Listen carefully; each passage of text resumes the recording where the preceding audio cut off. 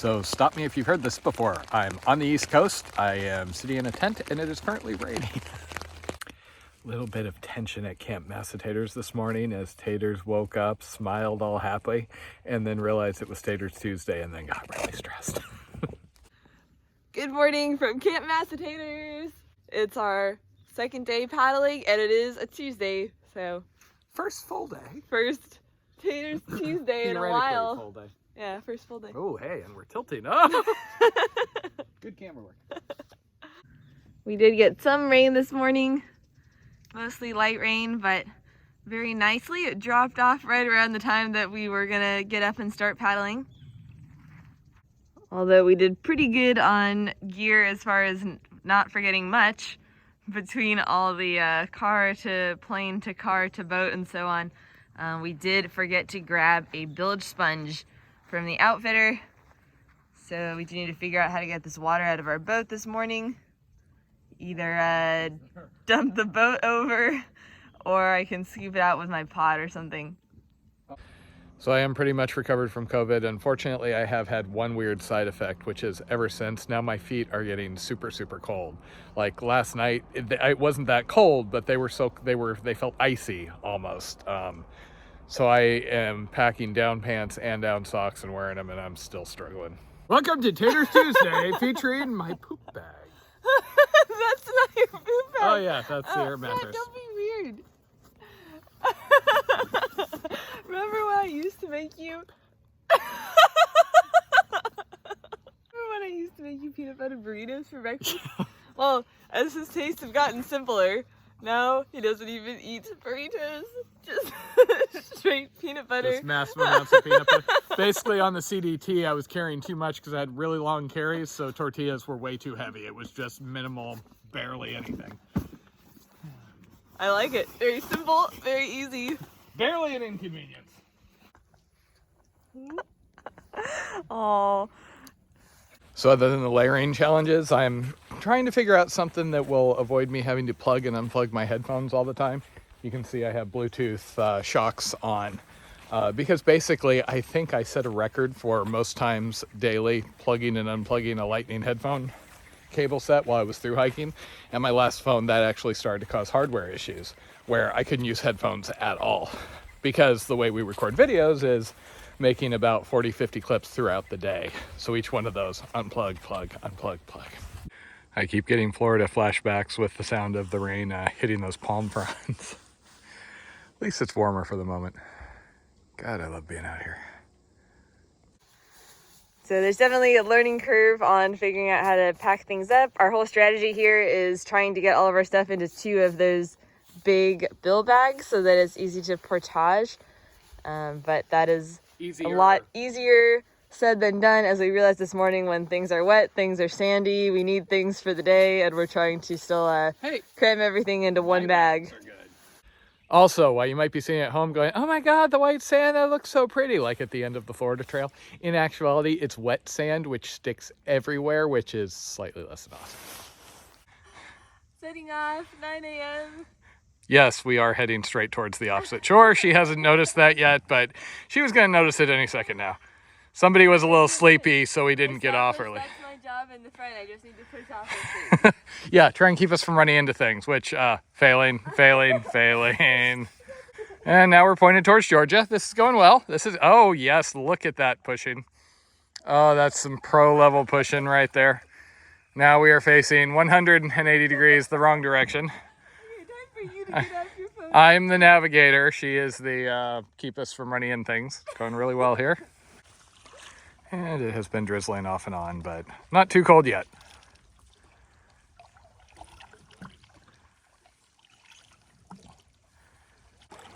Just remember, folks, every single time I'm filming, I am getting stink eye from somebody who shall go nameless, but who may be in the front of the boat. Stink frizz? That's not true. I never gave you stink eye. Capturing the magical reflections. And the stink eye, once you realize I'm not paddling. Okay. I have decided I want to move in Florida and live in a swamp house like that. On the river. On the agricultural runoff river. Yeah, that's nice.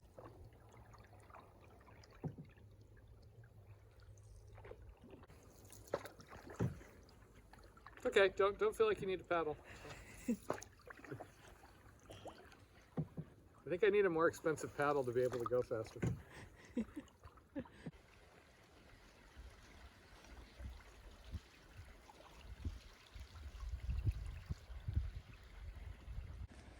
I keep telling Jen about Oscilla, which is an area that has the sinks where the water, it's black like this and it comes in and out of the rocks and disappears, and it really left a big impression. That and Rice Creek were some of my favorite areas.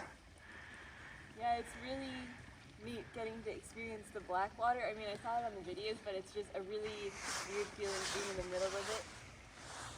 So the cooler thing with the black water, there could literally be like a body that we were going over right now, and if it was more than like 6 inches, you wouldn't even see it. Why does your mind go there?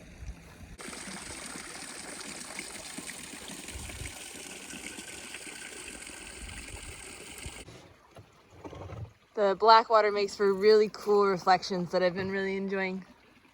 Reminds me of a song. Passing the time by and in children's lives. Swamp, swamp, swamp. Let me set my camera down, walk away from it, then walk back towards it. Okay, maybe don't put that on YouTube. I love it when that was a little snarky.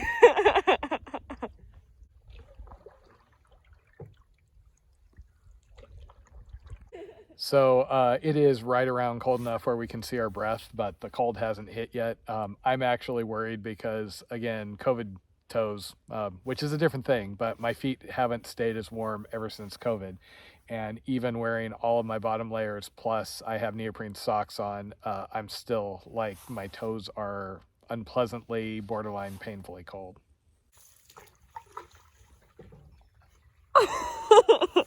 What? See how when you stop to record, we still keep moving and we go straight? When it's me, all of a sudden we like careen into the side. That's why I'm laughing.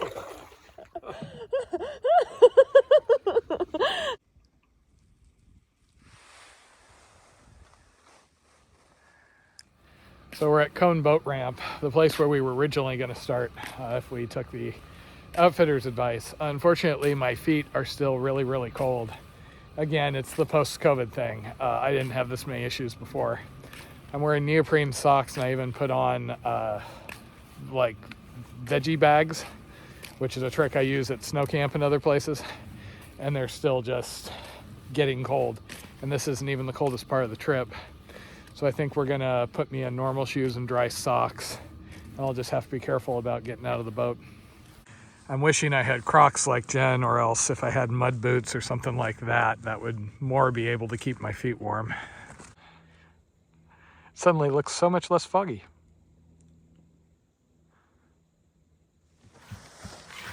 So I switch into shoes with a pair of poofy socks and my feet are doing much better. Wreck dive? Wreck snorkel? We just saw a mother and cub bear up right there. Oh, come on. Fortunately, Jen's been eating crackers all day, so maybe they'll want to come up and lick her. We're all excited because that was like the first big animal we've seen. We saw one deer earlier today. So I like that outfitter guy, but I don't know what he was talking about as far as people said they had to basically walk this entire way. Because we have barely run aground at all. If I could do it over again, I would go further north. I would probably start at Foster, just based on what we saw, but oh well. Yeah, I mean, he did say that the worst was this past Fargo. Yeah. But he also said he was starting people at White Spring. So per the map, this is the parking lot for Big Shoals track launch, and there's a bathroom up there. So Tater's just zoomed up to go use that, and I'm left guarding the boat being blown around. Big Shoals is pretty close. That is a Class 3 rapids, which is the only Class 3 rapids in Florida, I think. It's, you know, flat. There's a campsite down below, and we're kind of thinking we're going to stay there. We've been told that's kind of a good place to set up because then we can do the portage the next morning. And once we're below that, it should be smooth sailing. Though honestly, it's been pretty damn smooth so far.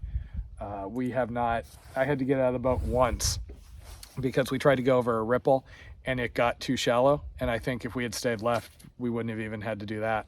Other than that, yeah, I'm kind of kicking myself for not insisting we go up to like Fargo. but we were told that there was going to be long stretches of walking through here based on some people that had been through in the last week or two.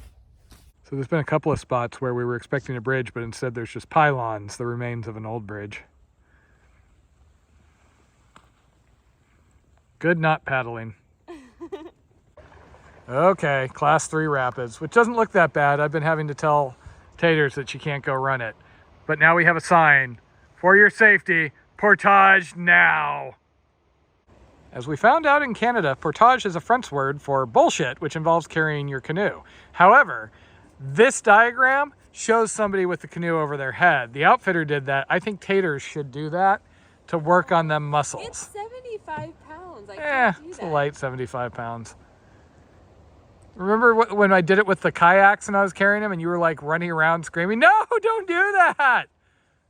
And I just didn't want to like waste the time. Because you know, this is the one portage we have to do. No, leave those in there. And this is the one where you kept stuff outside instead of putting it in the bag. So we are currently scouting the portage because we've got to drag this boat. It's not too long, supposedly. I know well, at least one person I talked to said on the far side they had to use a rope to lower the boat down. Huh! I just realized this is the Florida Trail. That's what the orange is. We're scouting out our portage route. In the future, we might try to carry the boat at the same time as our gear. But since it's our first time, we're gonna kind of scout it out first before we try to take the boat. Last time we had to carry the boat, it caused some tension between us. So we're gonna try and make that as easy as possible this time around. We discovered that the portage route is along the Florida Trail. So I'm finally getting to do the Florida Trail with Matt. Also, this is a really nice trail. Matt, was this underwater when you were here? Not this part. The flooding was south of White Springs. And here's the reason we are portaging. These are the big shoals, the biggest rapids on the Suwannee.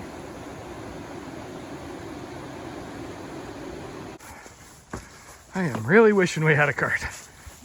It really isn't the weight. It's just how awkward this thing is. It's 17 feet long. So we decided it made the most sense to keep the boat up here. This looks like where we're gonna put back in the morning. And while it's bright on the camera, it's actually getting kind of dark here. The big campsite here is occupied, but we're gonna find something nearby. We had a really fun first full day paddling. It was really, really pleasant being out on the water once we got our layers sorted so that we weren't getting chilled.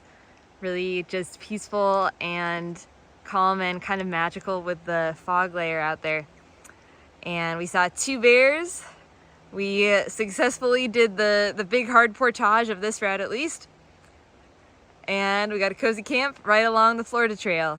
Oh, and we also bumped into a couple of Florida Trail hikers. They're camped nearby, Delaware Dave and Green Pea. So that was really cool to get to talk to them. Matt talked about the Florida Trail experience. Home sweet home for the night.